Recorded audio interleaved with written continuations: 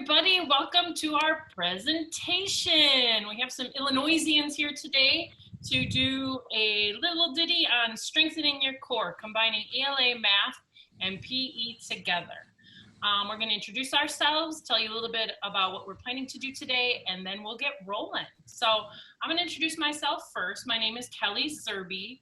I've been teaching elementary PE in DeKalb, Illinois by NIU for 21 years. I do a lot of things, as you can see on the screen, for IAFERD in my district. But my favorite thing is presenting, and I love presenting all over the place. We get around, let's just say, and we love it. And I present with my two friends here that you will meet now. So here's my friend Cindie. Hey all, my name is Cindie Cortinas-Vogt. I've been a teacher for a very long time. I'm going to be starting my 23rd year here. Most recently, I took a job at U46 in Elgin. It is the second largest district in our state, and this will be my third year there. Like Kelly said, we get around. We have gotten the opportunity to present at a lot of different places, and EPEW is probably one of my most favorite conferences. So one of the things I'm missing the most is being able to attend a Cubs game, and it's a lot of fun, and with no baseball, it's kind of a big bummer. I think Bo might agree with that. It's always a good time at the friendly confines and watching our Cubbies play, and with that, I'm going to turn it over to Bo Phillips. Thank you, Cindie. Yes, my name is Bo Phillips. I have been teaching 17 years at the elementary level. I teach in Elk Grove Village, Illinois, suburb just a little west of O'Hare Airport.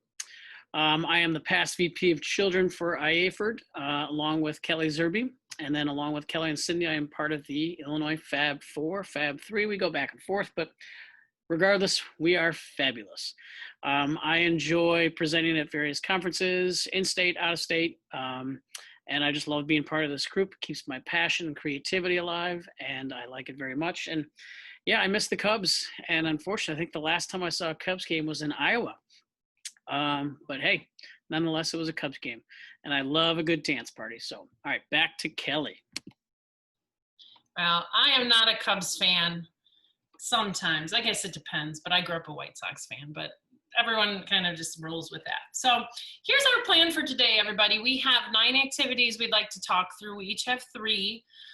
We have a lot more cross-curricular activities than this. We have a website at the end we'll show you, and you get up on there and you'll find everything you need for cross-curricular, and we have a bunch of muscles and bones activities, a whole theme on Let's Play, just general teamwork games. So we have a lot of activities to give you. So we're going to start with my first game, which is called the Math Derby. Wanted to call this the Zerby Derby, but you know, seemed a little too much. So this game I have set up for multiplication. And if you can see here on the right, you have to make the multiplication cards ahead of time. So these you can do very simply on your computer, or you can go to the Target section for $1 and buy them, or Goodwill or something, and buy multiplication facts, or you can do addition or subtraction. And then on the other side, you put a locomotor skill that you can do around a space. So I made the cards and now I have them forever. And you know, once you have that done, you're good to go. So then if you look at the image down here, there's the setup. And what you do is you just make an oval of cones in your space. You put 2 buckets on the outsides, and then in those buckets are all the cards that you make. And depending on how many cards you make is how you play this game. And then inside you see there are 2 people at a hula hoop, and in the hula hoop they have a whiteboard and a marker. So if Bo and I are partners, Bo and I are going to go to one of the buckets, doesn't matter which one. We pick a card, and our card says 7 times 8 on one side and gallop on the other. So Bo and I are going to gallop around the entire track, 1 full lap, and after we finish the lap, we go into the middle and we do our math. Bo's gonna get down on the ground, write out 7 times 8 equals, and then do the math, and I'm there to help him. And I'm going to help him in my nicest way, and we go from there. Then after we're done with the math, if you have enough cards, I leave the cards in the middle in the hula hoop, so then we just go get a new card. So Bo and I go out, he picks up the card this time, and then we do whatever the locomotor is, maybe it's skip. We skip around, and then when we come back in, I get down on the ground and I write out the math problem, and we keep taking turns. I encourage the kids to leave the problems on their whiteboard so that the teacher can walk around and double check the math and just kind of make general encouragement for doing that. My kids love this activity because they're moving and they're doing math and they're just kind of going around at their own pace. It's not a race. It's not like me and Bo are done before Cindie and Mike. You just get it done and it's good practice. I've done it for a warm up and I've done it for 25 minutes. So it depends on how you want to do it. The real key is making the cards beforehand and then you have them forever. So that's the math derby. I'm going to turn it over to Cindie.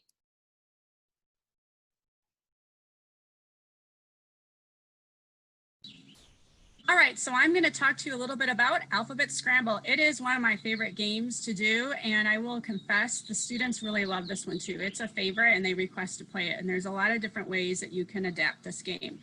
So the basic way is you're going to put your students into pairs, and I usually let them choose their pairs, but if you've got a different strategy for doing that, that will work as well.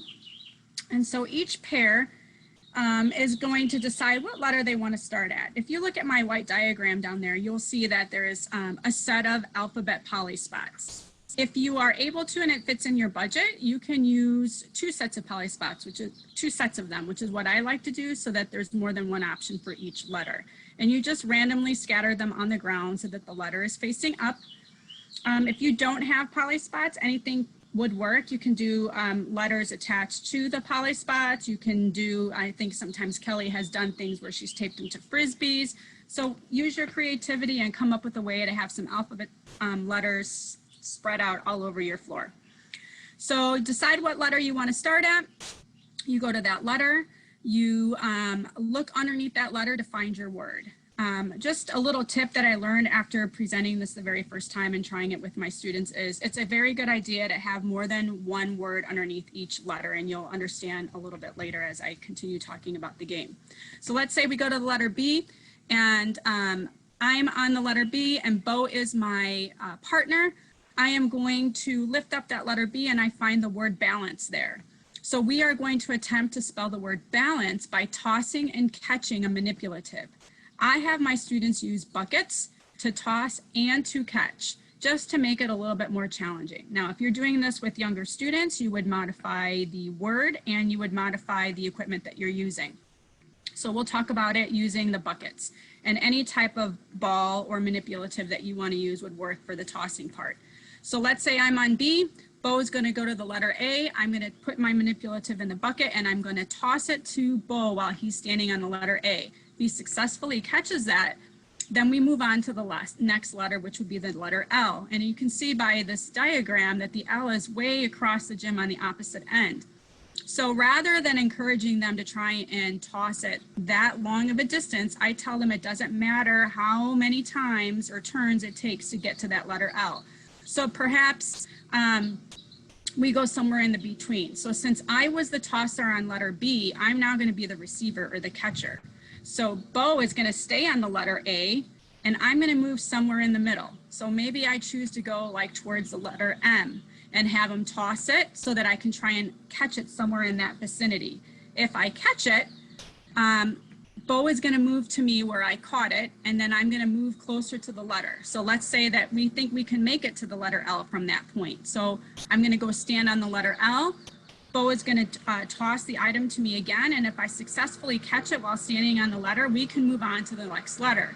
So we know we're spelling the word balance, so we're going to go B-A-L. We're going to go back to the letter A and repeat until we're done spelling our word. Once we're done spelling our word, we look underneath that last letter to get our new word. Okay, so the words are always, the first letter is always begins with whatever letter you're on. So if we were ended at E, maybe a word that we might find is exercise, and we would move on. Like I said, you can change what you're using to toss and catch. You could eliminate the equipment and just use hands if you wanted to, especially with the younger students. So the students really like this. They work at their own pace. There's no race, just like Kelly was talking about in her game. They're going at their own pace. They're not competing against another pair. And it's very easy for you to monitor it. You can just kind of work around the gym and see how they're doing. They have a lot of fun using the buckets to catch. And I've even done versions where it's themed according to winter, where they had to build Frosty the Snowman. And in order to earn a body part or a piece of Frosty, they had to spell a word that was related to winter or whatever theme you're doing. So they really enjoyed that. I've done this game with second graders all the way to sixth graders, and all of the grade levels I've tried it with have really enjoyed it. So something I mentioned early on is having multiple words underneath the letter. That's really helpful because if you take that word with you, and oftentimes the students like to take the word with them so they remember how to spell it, another pair might end up at that letter B and there's nothing underneath there. So it's good to have more than one word underneath the poly spot. So this, my friends, is Alphabet Scramble, and I know Bo is looking ready to dive into his game. So I'm going to hand it over to Bo. All right, thanks, Cindy. I've got another fun game, a little partner activity or small group. And again, like Kelly's and Cindy's, it's not competitive. It's meant for you guys to work together, be active, and then work on some math skills. So this one is called I Like to Move It Math. It came from just that song, Never Leaving My Head. I probably hear it 5-6 times a day at school. I like a good dance party, and I like the song. So since I love those penguins and those lemurs and everything, I came up with this game. And so here's how it works. You have a basic setup, as you can see on the screen, of 6 cones, 1 in each corner and then 2 in the center across from each other, midline. At each cone, there is a sign. Now on that sign is written an exercise. So you have an exercise assigned to each one of those 6 cones. Also at those stations will be a hula hoop, and inside those are 2 foam dice. And you will need those for something shortly I'll explain. In the center of the gym or playing area, you will have a bunch of numbered cards that you can see on the bottom. Those are examples. So just a random bunch of numbers, and then on each card in the corner, I have placed a sticker with a certain color, and that will coordinate where you go later for the activity. So what you're going to do is I use the alphabet spots and I scatter them all around the gym. And that's how I assign students to groups. So it could be partners, it could be small groups of 3, it could even be 4, depending on your class size.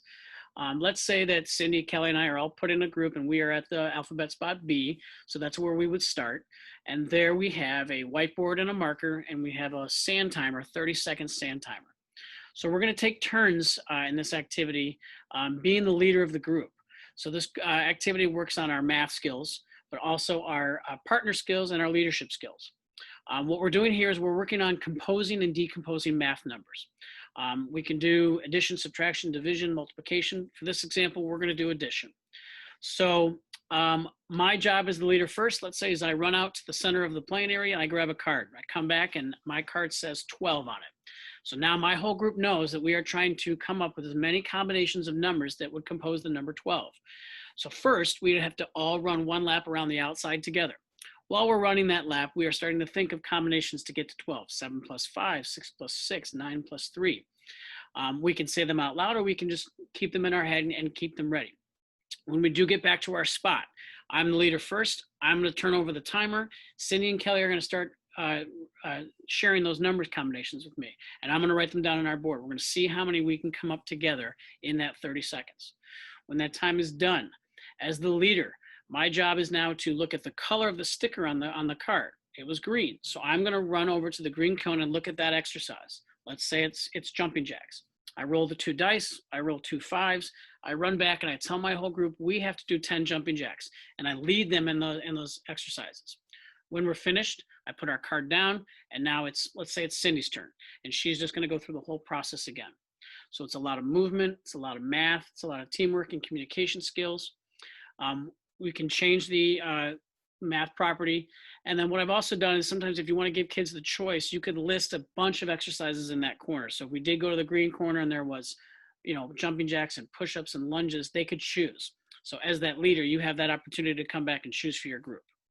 And so I like to move it math, and I will hand it back now to our friend Kelly. Hi, everybody. I missed you. I came back. This next activity is called PE Rolla's Story. And I have a couple adaptations of this, but as you're looking at this current situation, you see that this could end up being a kind of a silly thing, which, if you know me, that's my life. So what you need for this is dice. You can either do this as a full group and project this onto your wall. And then you, the teacher, roll the dice, or you can copy these and give them to your students and they can do them with partners and just kind of go with their own. So I like to project it on the wall, and then you roll the dice 3 times for each of the 3 columns. So I would roll the dice once, and I would choose our animal, and that's how we're gonna act out. We're gonna act like that animal. So if I rolled a 1, we would all be birds. And then I'd roll the dice again, and maybe this time I rolled a 4, which is crawling. So we would be birds crawling. And then this time I rolled a 3, and it's over big anthills. So we would be birds crawling over big anthills. And then you see your kids' real creativity come through. There's always one kid who first has it, boom, and then they're out and they're going, and then everybody kind of makes their own. So this is just one adaptation of it. My next slide here is characters, speed and direction, and then how they're moving, what their activity is. So this one is fun to do too. You know, if you're moving like a ghost who's really slow and ice skating, it's a totally different look from what we just did in the last one. They're easy to make up. I have when we get to the end and you see the website, and if you click on this link, there's a blank one, you can make up your own. I do have a nice one too with this that's more of a get to know you one. So you could do this at the beginning of the school year. You know, you're gonna walk with a partner for 2 minutes and talk about your favorite movies or your favorite summer activity. I did get this was a writing project my son had to do in 2nd grade. Let's say this was what he had, and he had to roll the dice 3 times. And whatever he rolled, that's what he had to write about. So maybe he had to write about Santa Claus, super slow marching, and he had to write a story about it. So then my wheels got rolling and I changed it. And it's a really nice warm up and instant activity for kids to do. So that's PE Rolla's story. I'm going to send you to Cindie. Speaking of children and our inspiration, we had a little cameo from my son Aiden, who didn't realize we were recording here. So I am going to be talking about my game, which is called Top Secret. I actually took this game from Kelly, who first learned of it from a 2nd grade classroom colleague, I believe. She's presented it in different conferences, and I wanted to take this game and try a little different spin on it, which is what's so cool and unique about PE is somebody presents something and it kind of starts the thinking process, and you try to think about how it might work in your situation. So Top Secret is another math game. These little cards that you see on the right-hand side, these are cards that we've printed out and onto slides and put, I think three or four to a slide to get them to that size. So they're kind of perfect for like a flashcard size. The object of the game is to add or subtract numbers and find the station with the answers and do the given activity or exercise. You see a couple pictures of them doing this, some of my students. The way this works is we set the students up in 2 pairs. Oftentimes I try to reach out to the classroom teacher so that she can kind of help me with which students would be best placed together. I don't want to put 2 students that are struggling because I want them to be able to succeed and make sure that they're doing the math portion of this game correctly. So this is where your classroom colleagues are really helpful as far as pairing and grouping them. So you're putting them together, they're taking turns grabbing a card from the teacher or the table. I've done it both ways where I'm either handing out cards from a bucket or I have it set up on a table where one person's taking the turn to go out to the table and grab a flashcard. They bring it back to their station. So I have them set up in the middle of the gym, and then I have these cones with ranges of numbers on the outside in the perimeter of the gym so that they can freely move around. So as one person is grabbing the card, the other one is waiting at their home base, and they bring the card back and they look at the math problem and they try and work together to solve the math. Once they've solved it, both of them both of them get up and they travel to the station which has their answer or the sum, and they do the given exercise or task together, the number of times that their answer was. So you can see, I don't know how clearly you'll be able to see the numbers on one of the pictures that has a yellow cone in there, but on a whiteboard that's attached to the top of the cone, there will be a range of numbers. So they're looking for their answer or their sum. And let's say that yellow is where they needed to go. Underneath there's a little cone folder that gives them the task that they have to do. So let's say that their card was that very first card on the top right-hand corner, and it's a 4 and a 5. So they're trying to add that together, and they know that the sum is 9. So they're going to the cone where it has the number 9. Let's say it's this yellow cone. Let's say that they're doing shoulder taps. It looks like that might be what they're doing there. And so they're going to do 9 shoulder taps. Together, they're going to come back, and the next person from their pair is going to come up and grab a new card, and they're going to repeat this. Just like some of the other games we've talked about, it's not a race. They're learning at their own pace and what they're comfortable with. It's not a competition with anyone else. They're just going at what they're comfortable with. And pairing is really important in this activity because you want them to be successful. You want them to not only do the movement tasks that we provide, but we want them to also be practicing their math and making sure that they're solving it correctly. It's great for teamwork. It's great if you're using fitness components. You could be doing other types of activities if you're working on a particular motor skill. All your stations could be set up to practice that. And as far as math's concerned, you can do the addition and subtraction, or you can also do multiplication, which is helpful. So on the bottom one, let's say that one was multiplication. You can say 2 times what equals 4, or 4 divided by 2 equals what, and that's how they're solving that particular math problem. So this is top secret. It's kind of traveled along the way. I got it from Kelly, like I said, who got it from a classroom colleague, and it's been a great way for my students to practice their math facts and get some movement in. So with that, I'm going to give it over to Bo. He's going to talk about his next game. All right, thank you, Cindie. We're going to move over to a spelling activity. This is a game I created called Spellbinder. I created it last year, kind of when I got the jumbo spots in my gym, and it just came to mind. And I've always liked spelling. I'm terrible at it, but I like it. I did win the spelling contest in 5th grade. I beat Tim O'Rourke by spelling the word chimpanzee. There are 2 E's at the end of that word. Tim didn't know it at the time, but I did, so haha, Tim. This game is going to work on different skills, and like many of our games, you can change those up. But for this game, you have groups of 3 or 4, and they can be partners, depends on your class size.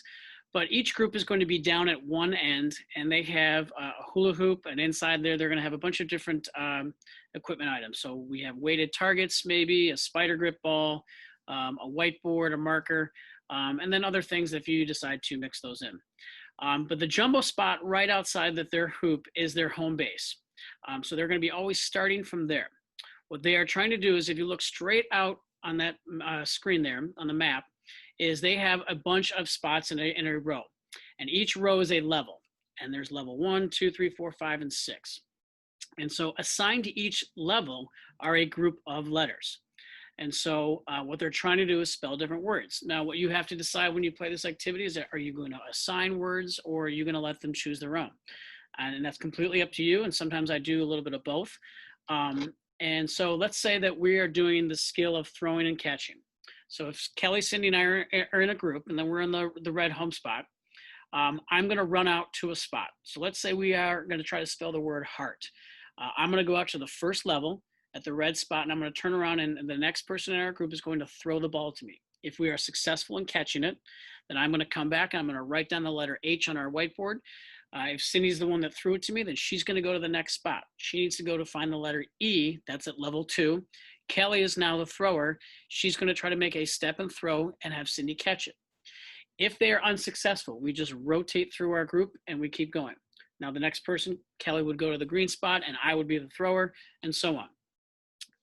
Sometimes I have kids, if they are unsuccessful, then they have to go back and maybe roll a dice, and you have a list of exercises. There's lots of varieties to this game. When they do complete a word, I also have them complete an exercise. It could be jog a lap around the entire outside. It could be the same thing where you roll a dice. You can use your playing cards. There's lots of varieties in this game. The fun thing about this game is that it's really working on those skills and that teamwork, but it's also a good assessment piece. I can walk around, I can see if they're stepping with their opposite foot, how they're catching. I've done kicking and knocking over a target. We can do rolling and knocking over a target. We can do soccer kick and trapping the ball. Lots of options here. It is a great partner and small group activity. and just a really fun one. And they love all the colors, and they love trying to get to that last level, especially if it's the last letter in a word or if it's the first letter. And they really encourage each other. And there's a good peer assessment sometimes in there, and peer encouragement. So that is our game Spellbinder, and I'm going to hand it back to our friend Kelly. Bo, I was on the spelling team in 8th grade myself, but I lost on the word reservoir. I'll never forget it. Now I know how to spell it for the rest of my life. So, but if we ever see Tim, we'll get him. My last game for you today is my newest game. It's called Multiplication Stations. And I actually got this idea from a clinical student from NIU. Real nice gal, set this up for my classes that she was teaching. She made these fabulous posters, put them up, and I went, ooh, so I stole it. And her name is Ashley, so yay.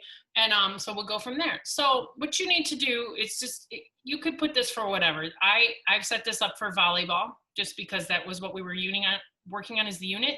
It's up to you what your posters say. So in the corners of your gym, you put the equipment you need, and then you hang up the posters. So the posters are at the top here. You see them. One of them, you just put some multiplication facts, and then the other poster on the wall, you put your activity and then a fitness activity if you wanted to do both. So you put those up in the 4 corners, and you do the math you want. Again, I'm a multiplication person. My school has been working on that. I even have a multiplication table on my wall in the gym. So if I went to this corner here and I went to read the poster and I see it says 2 times 2, I know 2 times 2 is 4. So I'm gonna do 4. Let's say that my other poster said volleyball bumps. So I'll do 4 volleyball bumps by myself. And then I will do 4 of the exercise, which is my chosen fitness thing at this point. So I roll the exercise and whatever comes up, let's say it's push-ups, I do 4 push-ups. Then I'm gonna go to the next corner. I'm gonna move. So you can shuffle these out however you want. They don't have to be the corners per se. You could do more than 4 stations. Depends on how many posters you wanna make, really. So then I come to this poster, and maybe the first problem is 5 times 3. So then I'm gonna do 15, and this other poster says volleyball serve to the wall. So I'll serve to the wall 15 times, and then I'll do 15 of the rolled dice, and then I just keep moving. Now, you don't wanna start all your kids in the same corner, and you don't wanna start all your kids on number 1. So maybe, you have different shifts of things going on. Like if Bo and I started at the same station, he's going to start at number 4 and I start at number 1. So we're not doing the same quantity. We're not moving at the same time, really. So you could put a poster up in the corner for basketball, any of your units, really. And then if you didn't even want to dwell on the fitness component, you don't have to put anything. I've put jump ropes there. I put hula hoops there, and just given different things. So it just depends on the amount of posters you want to make. So you just hang them up and you throw the equipment in the corners, and then they go. And that's multiplication stations. And now I give it to Cindie again. All right, you get to listen to me again. This is my last game. I'm going to talk to you a little bit about A to Z bowling. We've got a few different versions. This is another language arts one. I've got a video here that shows you my students as little as kindergarten, and it's just letter identification. So the object of the game is to try and score points by rolling the ball at a pin or foam letters. I have both, so it really depends on what you have that you might be able to use. For the K through 1 version, each duo needs an alphabet card. They go in the order of the card. Example, if you and your partner have the letter N, you're going to go to the letter N spot. The pair each get a turn to roll and knock down the pin or the foam letter N. If they knock it down, you get to mark that letter off and make your way through the alphabet. So they would move on to the next letter, which would be O. Okay, for the version of 2 through 5, you're using Scrabble scoring guide, and you make up your own words and try to earn some points. So how I have this set up is it's around the perimeter of the gym, either using the letters or pins, some sort of target. And the middle picture here you see is the alphabet card. I like to stick them or insert them into those dry erase folders that kind of protect it, and you can just give them a marker so they can mark it off and you're saving paper and you're not having to print them off. Okay, you can do different scoring opportunities with them. So if, let's say your ball lands inside of a hoop. So what I do when I set it up is I put a hula hoop along the perimeter of the gym, and then I stick the foam letter inside of it. so that they're having multiple targets to aim for. You can use rolling as your skill. You can do an underhand toss as a skill if you would like. And those are the two that I really work on for this game. And if, let's say they get it inside of the hoop and they get a point for that. So then you can give yourself a point by just doing tally marks is what I usually do with my students. Let's say they knock down the letter, you can get 2 points. Let's say you knock your letter down and the ball stays in the hoop, you can give the student 3 points. So there's different ways of getting the points and very simple scoring by using those tally marks. And then again, like I mentioned earlier, you can use a Scrabble scoring as a guide to help you with giving points. And so you can do this on your worksheet along with the letters or a spot to where they would be making their words. So they know ahead of time how many points each word is going to be. So then they would choose a word and then they would go to those letters and try and knock the pin down or hit that target and then give themselves points for each letter. And once the word is complete, they can do a total number of points. Very simple game. Again, you can do any type of target that you have on hand. Maybe it's just a regular bowling pin, and you can do, if you have the alphabet poly spots, you can do that where they're stepping at, or you can just put some letters on some index cards and tape them onto a poly spot so they can see. Whatever you have available would be the best way to do it, but the students really like this.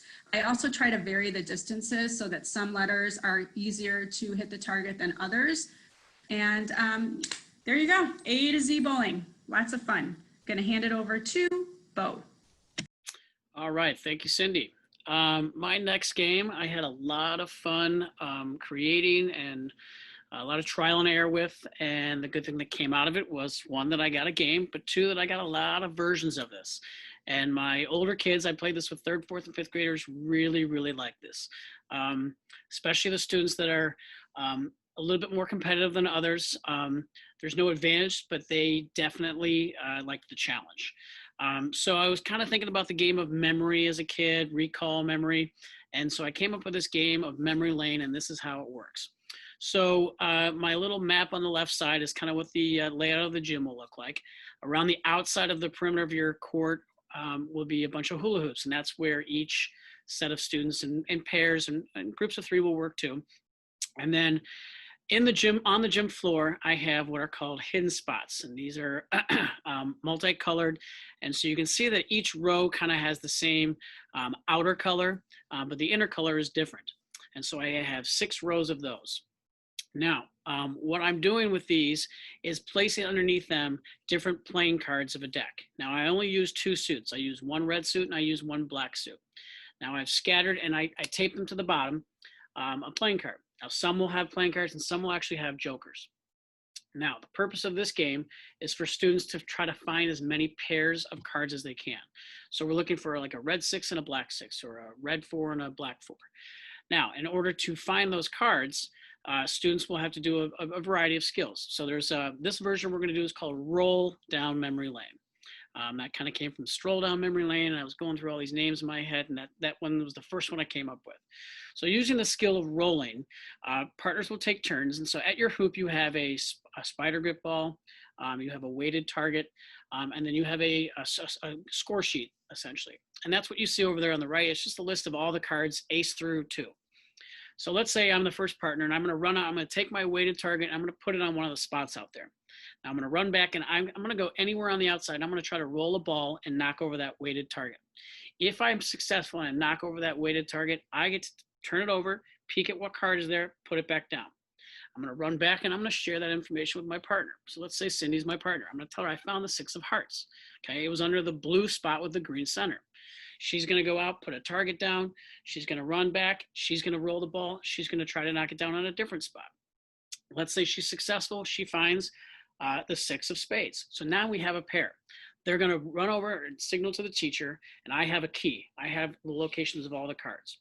If they find a pair and they successfully tell me the 2 locations, I'll give them a thumbs up or thumbs down. They will then check it off their list of cards. So now they've marked off the 6. Okay. If they are unsuccessful in their guess, okay, I can give them the information that one's correct or what they need to do. So if they're incorrect, I have in the corners of each gym, jumbo playing cards. Now they will pick a card, and each card is associated with a exercise, as you can see on the far right. So jumping jacks, burpees, squats, mountain climbers. If they picked 8 of hearts, they each have to do 8 squats, and then they're going to go back to the game and keep trying to find the location. Now, what I've placed out there are also 4 jokers. Jokers can be used for different things. Joker could be just a wild card and you get an exercise. Or what I've also had some classes do is that I give them a little bit of a hint. So if they ask me, we found the 8 of hearts, but we don't know where the 8 of spades is, I might give them a general idea or a hint of a location. I might give them a quadrant or some sort, a little bit of a hint. When we've played this game, we've done lots of different versions. As I told you, I did some trial and error with this. We did rolling a ball and knocking over a target. We did kicking a ball and knocking over a target, throwing and catching a ball. We did rolling a ball and trapping it with your foot. We did kicking a ball and trapping it with your foot. And then we did a lot of locomotor skills, just running around and picking them and looking underneath the spots. Now, what they can't do, though, is they can't come back on their board and just start to write down the locations of all their cards. So they are having to recall and remember where these cards are located. So it's a lot of communication between you and your partner or partners. And then we're using just a variety of skills to be successful. So this is memory lane. I kind of explained roll down memory lane, but like I said, there's lots of varieties that you can play with this game. My kids really liked it. I've gone down as far as 3rd grade. If I went down lower, I'd probably modify the number of spots and then the space and everything and the equipment that you use. But great game, and I look forward to actually playing it when I get back to school, whenever that is. I'm going to hand it back to Kelly now for our wrap up. Should I really wrap or nah? I'll leave it. I'll let it go. So that's our presentation for you, fine friends. This all our information here. There's our Twitters and our email as the group.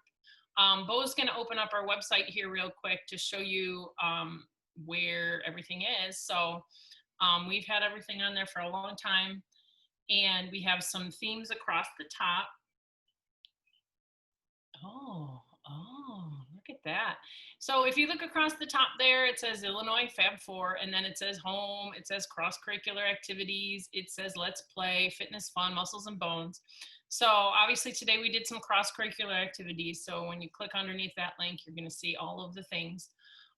We'll put our presentation right there at the top, but then if you wanna see any of the magic, you just scroll through here, and these are all specific to the cross-curricular region. And then if you're curious, you can keep digging. We have some Let's Play, which is a lot of teamwork activities, fitness fun, which is fitness activities, muscles and bones was our first theme that we used to present on. So we've got a lot of content on there for you. Those are all PDFs you click on and you roll. And we're happy to answer any questions that you have. Feel free to email or find us on Twitter, and we're happy to help. So we encourage you to find some cross-curricular activities to do with your students. It supports the core of the school. And then, everybody just gets better because of it. So thank you for being here today. Bo and Cindie, you want to wave goodbye? Goodbye, guys. Thanks for having us. See you guys. Thanks for having us. Yeah. Thank you, and happy summer. Talk to you later. Bye. Thank you for watching this session from EPEW 2020. We're saving the next few minutes for you to ask those final questions before we log off. If you have any questions afterwards, please reach out to the presenter or send a message to EPEW through our website. Don't forget that we have more amazing sessions going on. Head over to our website, epew-cp.weebly.com, and look for the virtual EPEW 2020 tab. You can also access the presentations on YouTube by typing in the hashtag EPEW 2020.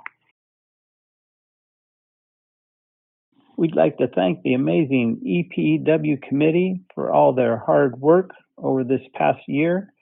This event would not have been possible without their dedication, commitment, and volunteering their time to providing high-quality professional development. Don't forget about our other events like our socials and share times. Links can be found on our website. Remember our motto for EPEW, come to learn, leave as family. Thank you for joining our family today.